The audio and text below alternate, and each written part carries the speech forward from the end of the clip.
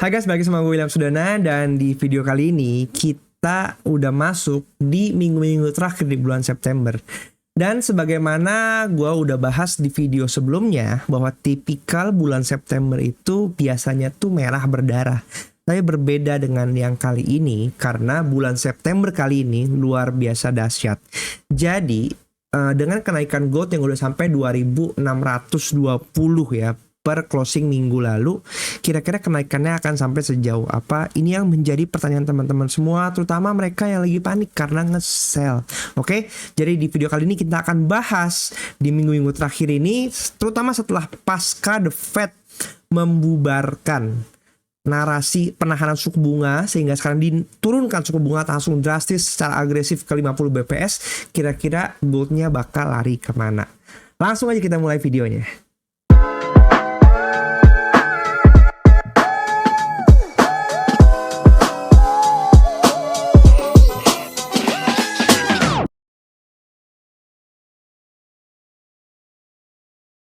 Oke, jadi sebelum kita masuk, mungkin kita lihat chart dulu kali ya. Dengan posisi sekarang, sebenarnya kalau kita mau ngukur, terakhir kenaikan gold itu kita akan ngukur dari tahun 2022 kali ya. Ini ada 1600, ini November 2022. Ini lihat di chart monthly-nya, ini button terakhir nih, swing low terakhir. Kemudian kalau kita tarik sampai sekarang, di harga per closing di saat ini ya, gold sudah mengalami kenaikan 62%. Jadi ini drastis.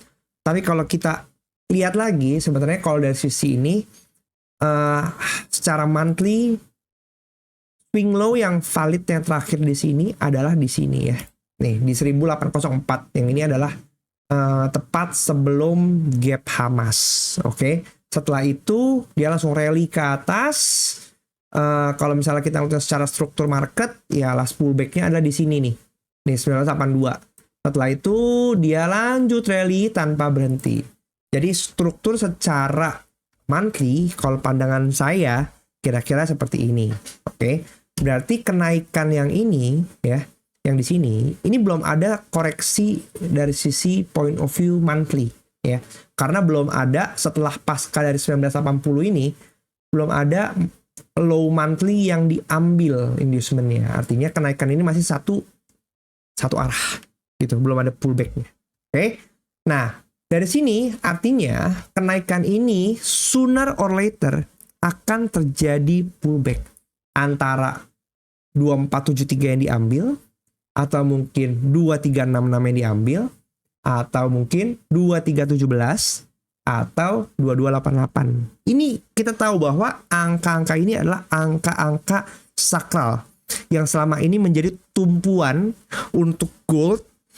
Apakah dia akan turun ke bawah atau lanjut lagi ke atas? Diperhatikan ya, 2288. Kemudian 2370 ya, 2470. Setiap 1000 pip tuh angka belakangnya 70 70 70 selama ini menjadi support kuat ya.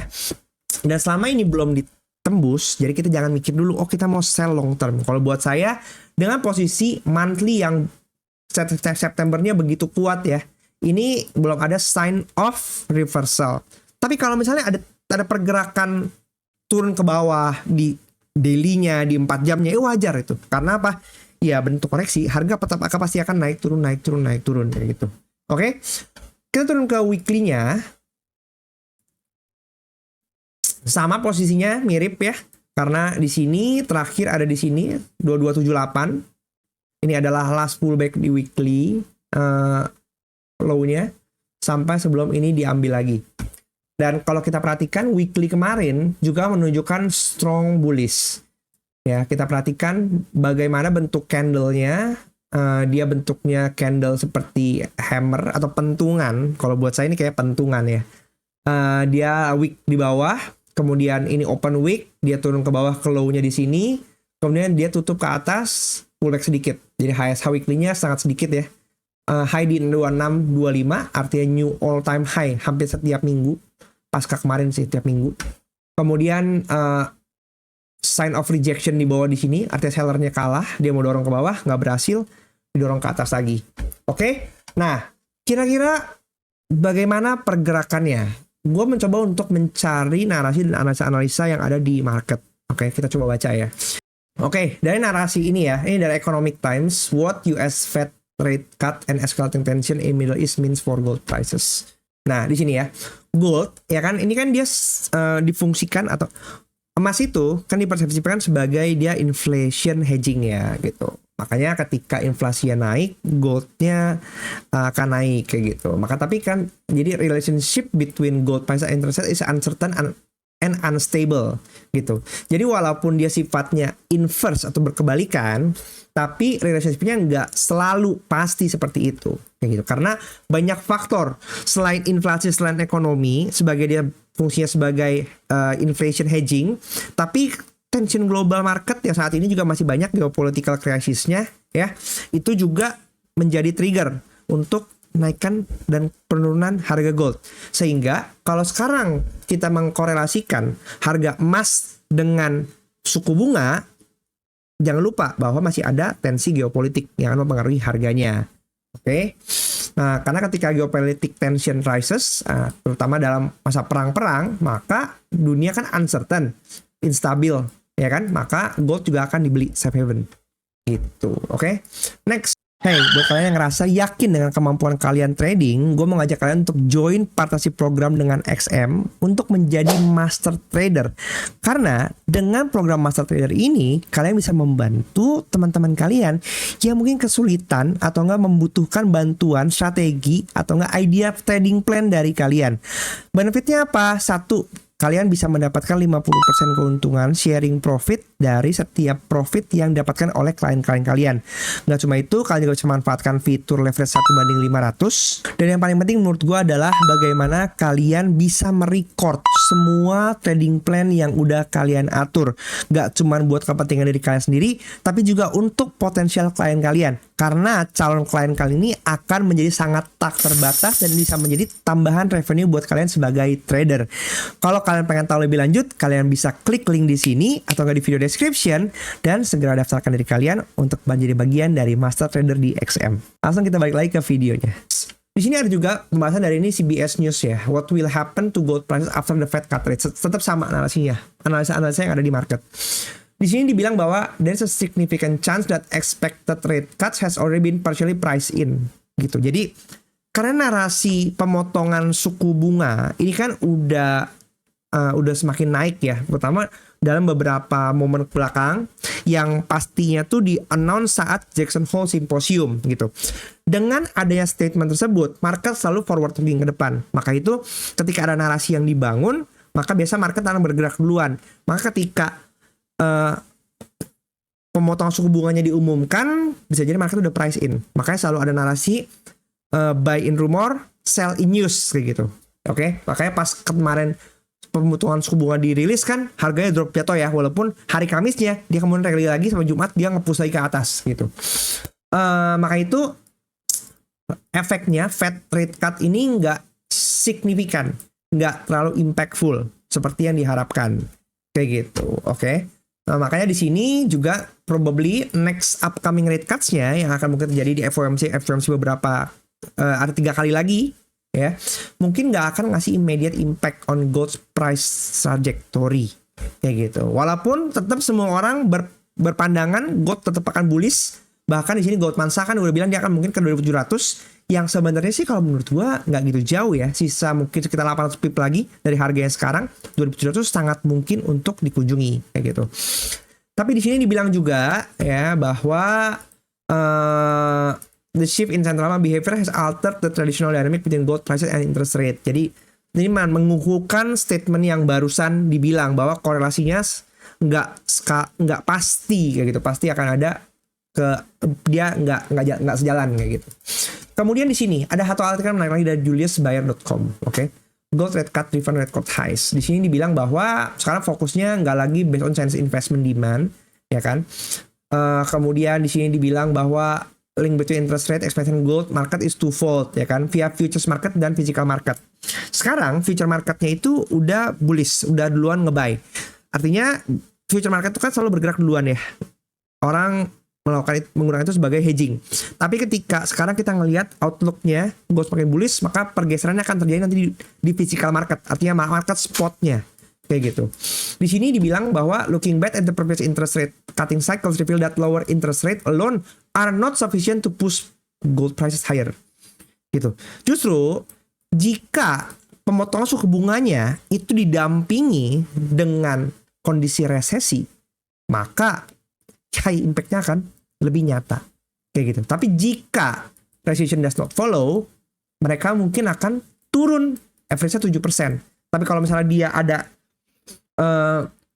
resesi, kenaikannya sekitar 15,5% setelah 12 bulan. Maka sekarang kita cek. Kalau misalnya posisi sekarang kita drop 7%, maka itu bisa sekitar mana turunnya? 7%. Sekitar ke 2.400 lagi. Which kalau menurut gua 2.400 ini area premium ya. Area diskon untuk kita buy. Nih, anggaplah di sini ada pucuknya. Maka kalau kita perhatikan dia sekitar 7%, maka ini udah masuk area diskon ya. 50%-nya 2451, 2410, bahkan ke sini lagi ya. Nih di area sini. Yang ini masih ada fair value gap juga kecil, 2349 sampai 2340. Dan kalau menurut gua, jika ada penurunan sampai ke sini, it's a buy, ya kan? Karena it's a good price level untuk kita buy gold untuk long term ke atas, kayak gitu. Oke, tapi kan kita juga mesti nunggu ya. Ketika dia turun, konfirmasi seperti apa? Apa kita mau sell dulu, apa kita mau sabar nunggu di bawah gitu. Tapi kalau misalnya berkebalikan, dia bilang kalau misalnya itu didukung dengan ada resesi, maka 15,5% after 12 bulan. Nah, kita bisa expect kalau kayak begitu, ya anggaplah 15% lagi berarti berapa? Gila sih, itu udah sampai berapa? 15% lagi. Bisa sampai 3.000. 15%, ya kan? 3.000. Gitu. Jadi kita bisa punya outlook sepanjang jauh untuk long term ke depan 3.000. Nah, sekarang kita ngomongin tentang yang ada di depan mata kita. Sekarang ini kita udah di akhir September. Artinya secara timing ya, ini udah week 4 September. Gimana sih? September. Artinya week 4 September ini adalah timing target monthly ya. Oke. Kemudian timing akhir dari timing busur quarter 3. Lalu kemudian secara semester dia juga timing target, bukan busur semester, ini udah timing akhir dari timing target quarter, akhir dari timing busur semester 2, dan timing target semester 2, timing target year. Oke. Ini adalah September. Jadi posisinya abis ini, karena kita perhatikan year ini adalah up, semesternya akan up, quarternya juga up. Ya sekarang udah normal up ya kalau kita perhatikan dari sisi quarternya. Monthly-nya juga sudah normal up. Maka kalau buat saya kecenderungannya adalah sekarang dia akan lanjut ke atas. Cuman yang perlu kita perhatikan, karena ini udah penghujung timing dan akan ada pergantian timing di time frame besar, di quarter 3 akan geser ke quarter 4. Oke. September akan menuju ke Oktober, maka kita juga perlu perhatikan akan ada kemungkinan dia HSH monthly dan juga HSH quarter. Ini yang kita nggak bisa blatantly buy panjang, karena ketika dia turun, maka kita harus bersiap-siap untuk adanya koreksi juga. Yang sejauh apa, ya kita lihat nanti gimana. Oke. Tapi secara timing kita mesti perhatikan dulu bahwa ingat, ini udah mau di penghujung target month dan juga quarter. Maka akan mungkin sooner or later terjadi koreksi untuk ke bawah, ngambil area busur untuk siap-siap nyicil busur quarter dan busur monthly yang selanjutnya.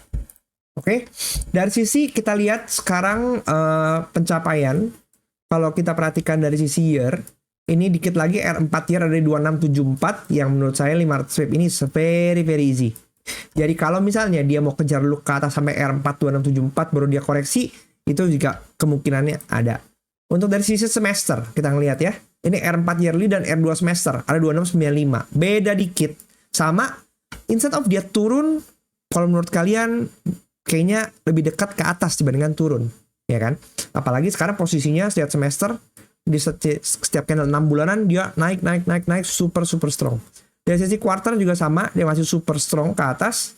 Kita perhatikan ini R3 quarter baru aja kejemput kemarin. Nah, R4 quarternya ada di 2702. Jadi memang banyak angka-angka yang berhimpitan ya. 2674, 2695, dan 2702. Untuk sisi monthly-nya sendiri kita perhatikan, ini ada R2 semester 2696, R3 monthly ada di 2743. Kalau 2743 sih kayaknya kecil kemungkinannya, terlalu jauh jaraknya untuk sisa waktu yang ada. Tapi yang mungkin adalah 2637. 2637 ini R2 monthly ya. Dekatnya 26, lebih sekitar 100 pip. Yang mungkin juga terjadi, ini bisa menjadi area pantauan kita apakah akan terjadi rejection untuk dia timing kepulangan HSH-nya.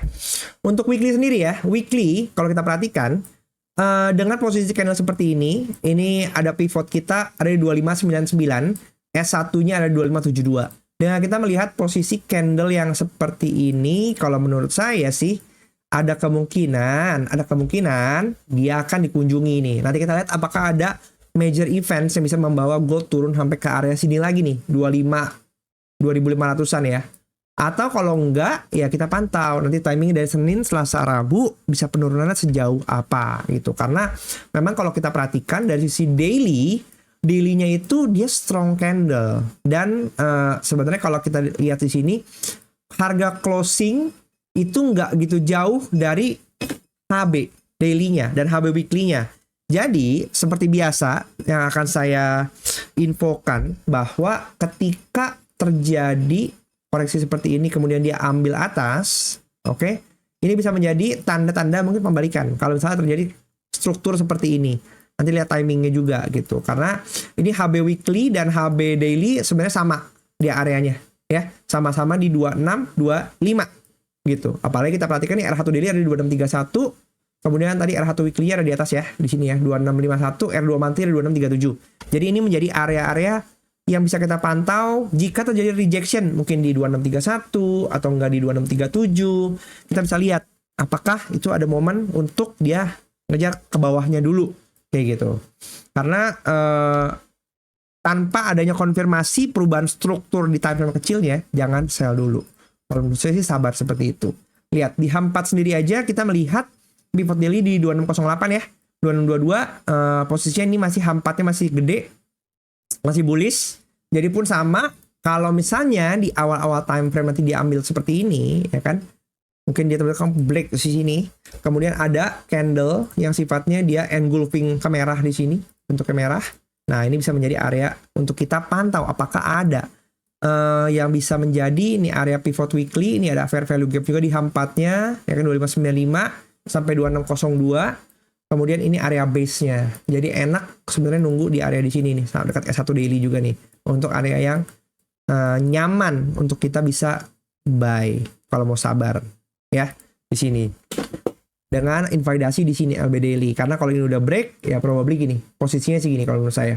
Kalau misalnya dia jalan ke atas, kemudian dia turun ke bawah, S1 ternyata daily-nya anomali ya kan, yang kita nggak pernah tahu kenapa. Bisa jadi gitu. Maka besokannya berarti dia akan naik dulu, baru dia turun lagi gitu. Nextnya kemana? S1 weekly ya. S1 weekly ini kan juga area base nih gitu. Oke, jadi itu yang mungkin terjadi kemungkinannya. Oke, kita lanjut untuk minggu depan. Kita bisa antisipasi ada berita apa aja ya. Di hari Senin ada FOMC member Bostik akan cuap-cuap. Oh, ada S&P Global US Manufacturing PMI. Ini dikondisikan dia good for USD ya, walaupun di bawah 50. Kemudian, banyak FOMC member yang akan cuap-cuap minggu depan. CB Consumer Confidence ini juga biasa lumayan kuat ya dampaknya. Kemudian new home sales, ini new home sales-nya sendiri dia turun ekspektasinya. Artinya kalau penjualan rumahnya nggak bagus, artinya ekonomi nggak bagus. Oke. Building permit juga sama, tapi ini meningkat, bisa jadi mixed data. Kemudian untuk Kamisnya sendiri ada GDP ya, GDP USA, ada core PCE price, jobless claim, lalu Powell akan cuap-cuap di hari Kamis. Maka hari Kamis akan volatile dan hari Jumat juga probably akan volatile karena lumayan banyak nih ya. Oke, ada PCE juga ya kan, dirilis datanya. Oke, buat kalian juga yang pengen untuk belajar lebih lanjut mengenai hal ini, kalian bisa mampir ke YouTube channel gua dan ini belajar tentang Koptah. Di playlist ini gue mencoba untuk menurunkan konsep teori yang ada di Telegram buat Koptahnya sendiri juga. Nah, kalian bisa mampir ke video deskripsi ada, kalian bisa baca secara gratis. Tapi kalau misalnya kalian belum nangkep, kalian bisa nonton video yang gue buat ini. Hopefully bisa membantu kalian juga untuk kalian yang mungkin nggak bisa belajar hanya dengan membaca aja kayak gitu. Dan ada beberapa member only videos dan mulai sekarang kalau misalnya gue live streamingnya bisa diakses publik. Tapi setelah live streaming itu kelar, ya kan, hanya bisa ditonton oleh member only. Jadi kalian bisa feel free untuk join membershipnya di sini ya. Join aja yang level 2. Hai guys. Level 2 sini hanya 40.000 per bulan untuk bisa menikmati konten-konten yang gua buat secara khusus untuk eksklusif member. Oke, jangan lupa untuk di-subscribe dan share juga pandangan kalian untuk Gold minggu depan seperti apa. Sampai jumpa di video selanjutnya. Share ke teman-teman kalian dan jangan lupa di subscribe, nyalain notifnya. Bye.